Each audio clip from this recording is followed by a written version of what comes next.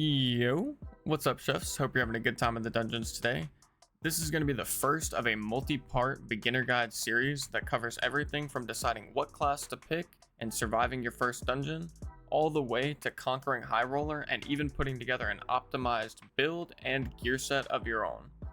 In this video, I'm going to be helping you decide what class is best for you by giving a brief overview of each of their strengths and weaknesses, as well as some defining features.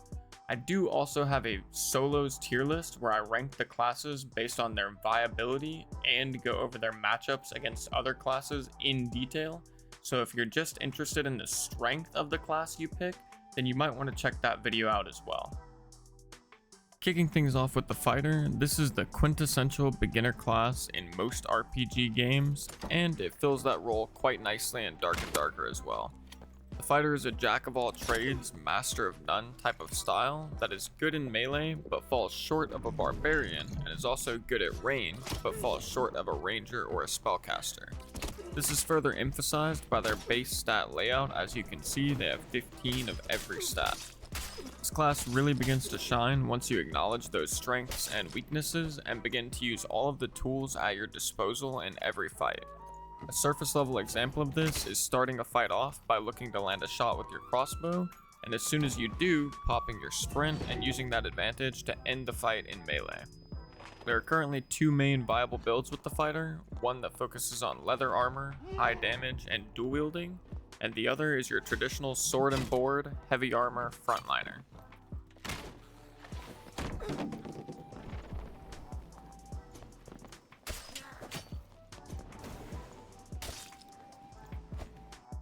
Up next, we've got the Barbarian.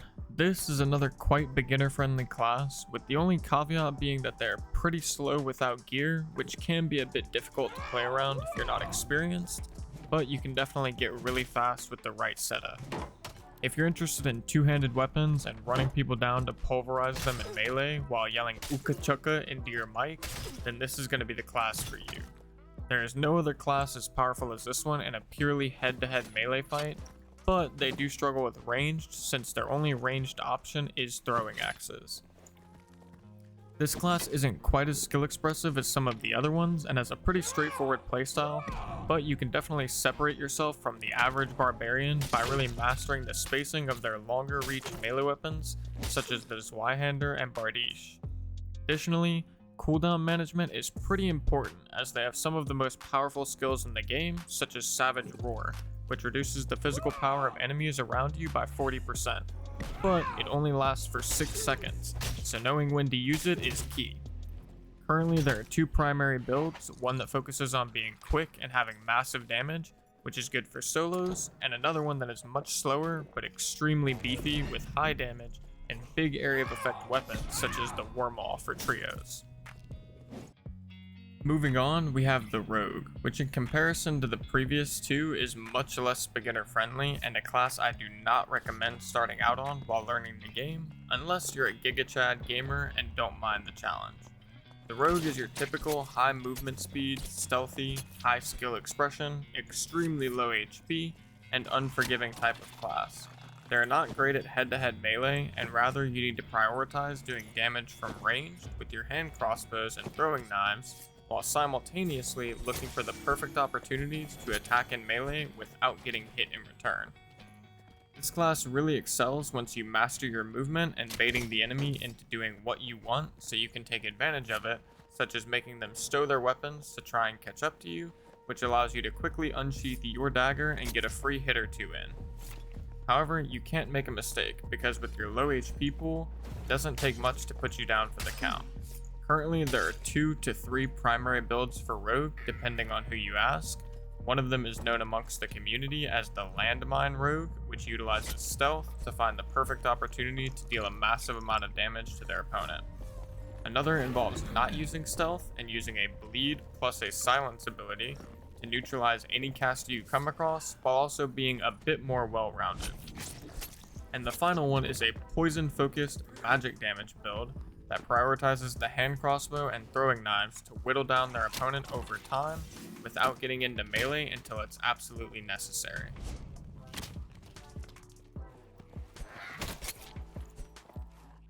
Next up, we have the I wish I was playing an FPS right now class, aka the Ranger.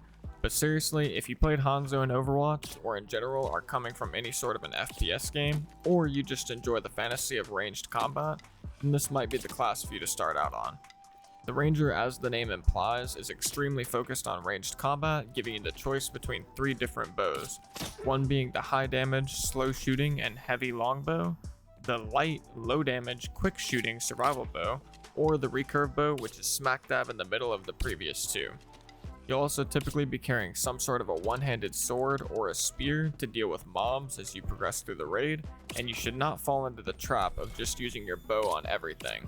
This class has a lot of skill expression, primarily coming from your ability to properly kite melee opponents, while also mastering your aim with the projectile-based arrows, which will be your main repellent to other players just rushing you down. There are currently a lot of variations of builds that Rangers use, and I won't go into all of them, but one that is very strong and rising in popularity makes use of the quick shooting survival bow, a knockback skill that when activated knocks opponents back upon hitting them with arrows, and a quick shot skill that knocks multiple arrows and fires them off in rapid succession. Following that, we have our first spellcaster, which is going to be the Wizard. This class, similarly to the Rogue, is not very beginner friendly, especially considering it has a pretty high dependency on gear. However, if you played a mage in World of Warcraft or generally like the idea of using magic as your primary means of damage, then this is probably going to be the class for you. This is, in my opinion, the highest skill expression class in the game, whether it be from knowing how to properly space and kite your opponents, all the way to using your invisibility spell to dump mob aggro onto someone else to create an opportunity for yourself.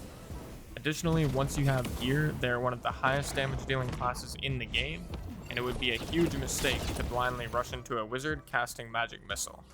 You will typically be using a spellbook to cast your spells, and all spellcasters in this game have access to a skill called Spell Memory, which gives you a spell wheel that allows you to slot 5 different spells to alternate between while in game.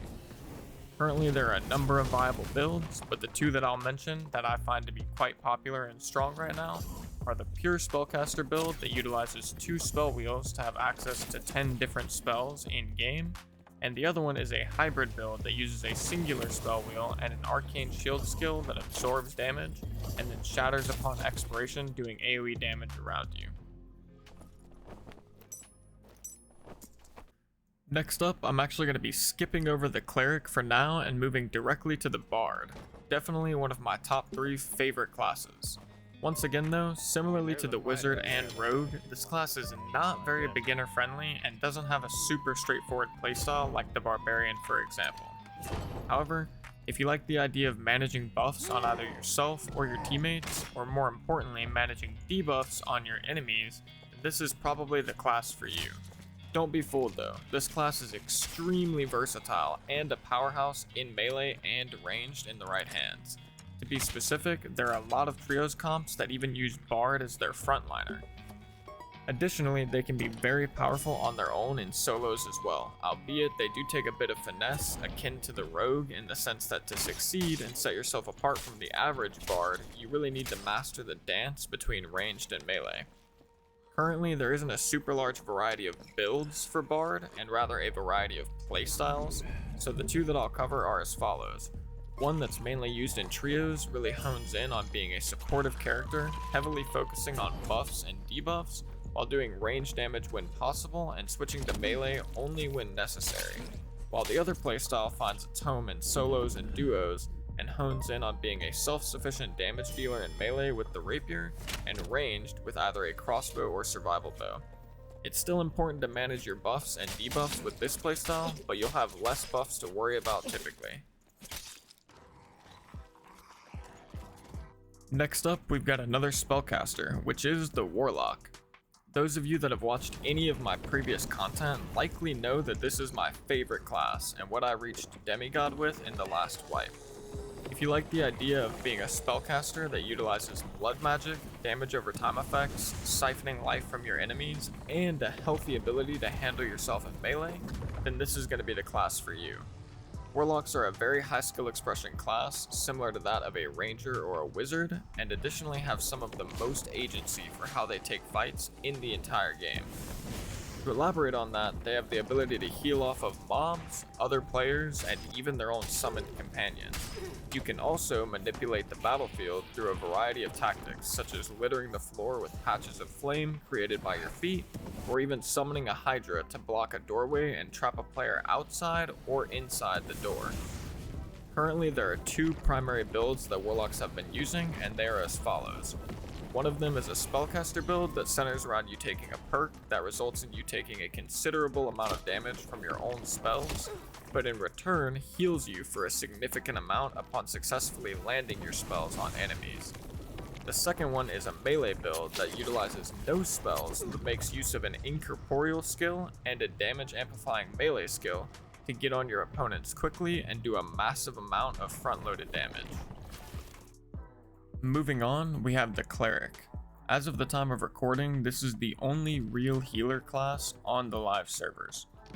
However, if you tend to be someone that enjoys supporting your teammates via buffs, such as protection shields and/or damage amplifying spells, or you like the idea of being a healer, then this is going to be the class for you.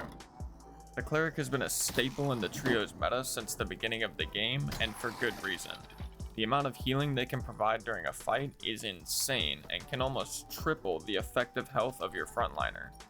Not to mention they have some high damage divine spells such as Holy Strike and Earthquake that are great for controlling space before and during fights. Overall, they are relatively weak compared to other classes when it comes to melee combat, albeit they can get very tanky. Unfortunately, they do struggle quite a bit in solos at the moment, but that hasn't always been the case, and they tend to come in and fall out of the meta based on certain buffs and nerfs that the developers implement.